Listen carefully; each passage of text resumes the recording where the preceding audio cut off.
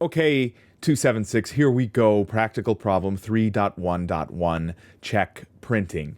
Using what you know about inputs and outputs, how do we manage the output console and what can we do about taking inputs from a user? Your job here is to create a simple check printing application. So the parts of this are as follows. Number one, you are supposed to take inputs from the user. Those inputs will be in the form of the name that the check is going to be made out to and the amount that the check is going to be made out to.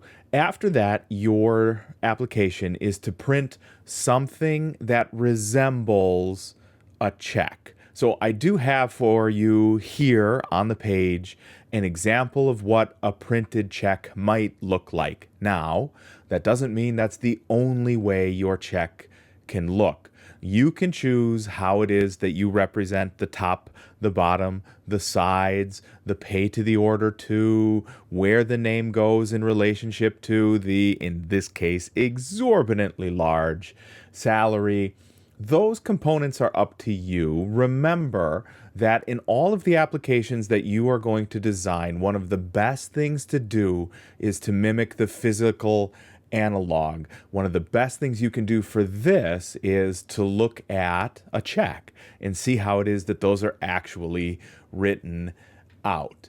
Then your next job is going to be here again to print out that check. So fairly simple. The devil is in the details, how it is that you want the output to be shown, how it is that you are interacting with the user so that you maintain that communication between your application and the end user. And finally, how is it that you are going to meet the user's needs by mimicking the physical analog in a way that leads the end user to believe that you are indeed making for them a check. So that is 3.1.1, practical check printing.